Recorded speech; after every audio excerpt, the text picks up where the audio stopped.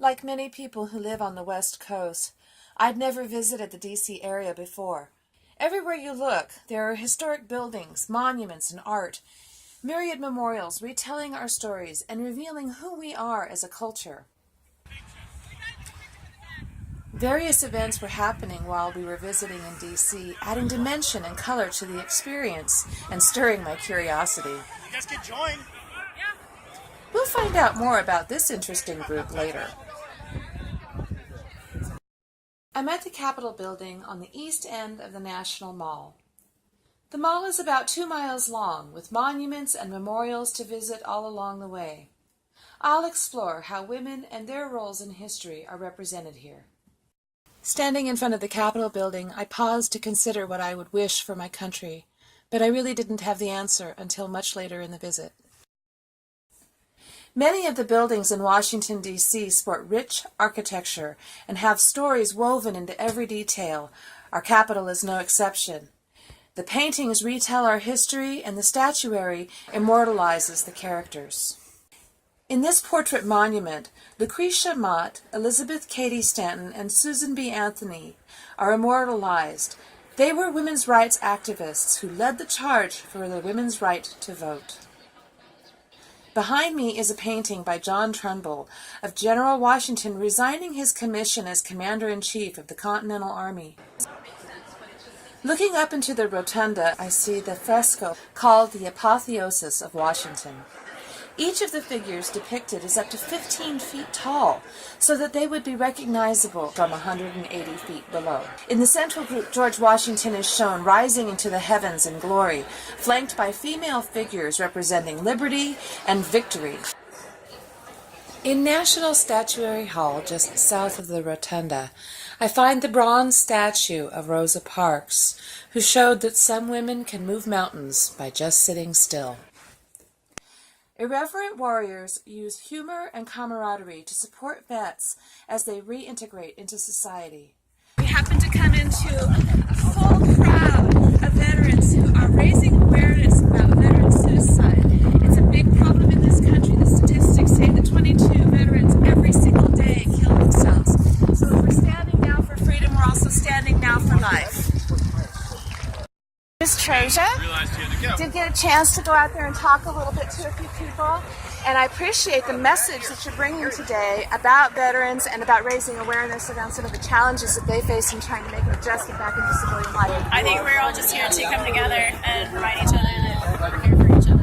So I'm wondering, what would you suggest as a solution, especially to women vets who are struggling with things like depression or PTSD or having an adjustment issue coming back into civilian life? To reach out. There's nothing wrong with reaching out and asking for help. That's what I'm here for. So what's your name? I'm Amy. Amy, it's so nice to meet you. My name is Trazia. We'll be online together if that's all right with you.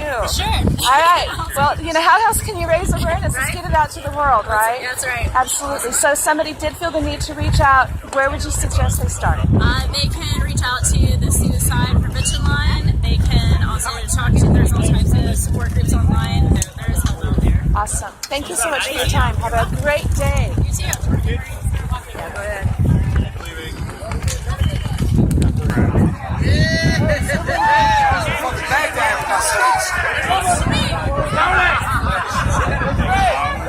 That's questionable. What would you like to see happen here in the United States to respond to this issue? We just need more of what's happening here. We need veterans to get in touch with veterans. And essentially the Veteran Network is a huge advocate to helping each other get back into the civilian life form and be a good influence. When we joined into the Marines, essentially our lives no longer mattered. We were expendable. It was very clear to us that we were expendable. The guy left and right to us is why our life mattered, right? So you stay alive to keep them alive. And so it's a huge group system, right? When we take care of each other. So when we get veterans around each other, we help each other get back into a helping position. And that's why a lot of veterans join into like EMTs, firefighters, police forces. And it's because they just have something deep inside subconsciously that in their training that makes them want to help the rest of society. And so really having a purpose in life around A purpose for other people. So if that were something that we created for veterans, that might be some support to them. Yeah, it would bring us up and get into happy moments like today. Today's all happy. What's your name, man? Joshua Anderson. Joshua Anderson, thank you for coming out and helping me understand what the issues are here today. This is a Silkies hike, 22 kilometers, carrying 22 pounds in the rucksack for the 22 vets who commit suicide every day. Present also this day is an entourage of senior vets flown in to visit by the Honor Flight Program. Top priority is given to the senior veterans, World War II survivors, along with those other veterans who may be terminally ill.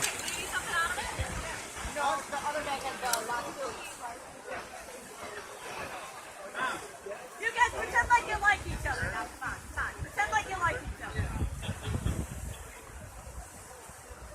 The young, irreverent warriors and Honor Flight vets mingle and share camaraderie. I'll never be fired up away.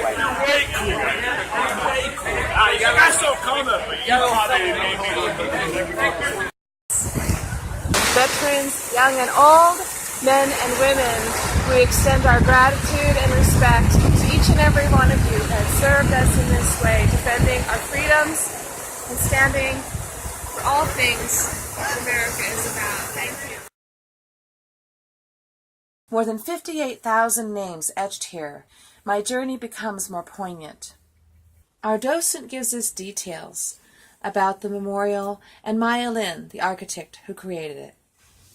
Why the black granite's here and it's cut into the earth was she wanted their names to come up and meet us.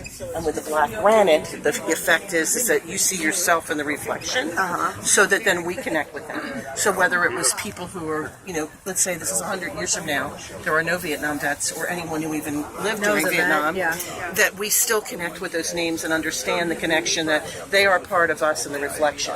And that was the thought process. From a 21-year-old like us. That's the architect was 21 years old. Maya Lin was 21, and she was a Yale graduate student. At the time that she was doing this, it was the late 70s. There weren't a lot of women architects. There's several different things happening. Here we see the memorial dedicated to the women who served during the time of the Vietnam conflict.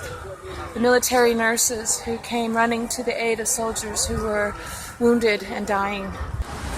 This beautiful tribute to a woman of color. You'll notice she's wearing dog tags here and calling out for help, supporting her sister and her brother in battle.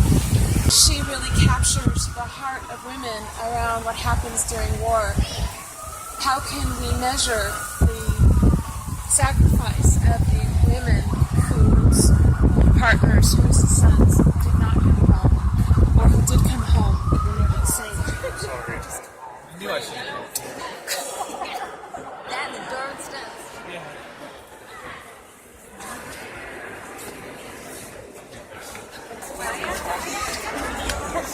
So here we are at the Lincoln Memorial. The thing that really stands out for me as I'm visiting here today is the rich diversity of guests from all over the world. Almost 6 decades ago, Martin Luther King Jr. stood on these very steps and spoke of his dream that men and women would be recognized based on their character. He invited and encouraged us not to judge one another, to hold all people equal. When we look back across the history of our nation, there have been times that have been very dark. We have always come back to being a unified nation with a vision that each and every one of us has the right to become something more than what we are in this moment. We're called again and again to love one another, to encourage one another, to believe the best about our country, to believe the best about people who think differently than we do, to believe the best about the generation that's coming up behind us. Abraham Lincoln, Martin Luther King, had a vision for a future that was bigger than the moment that was challenging them. They were calling us to see one another as equals, to let go of fear and step into faith and love. For any one of us who can look out beyond our current challenges and imagine, what words of wisdom, vision, and unity would you speak over our country today?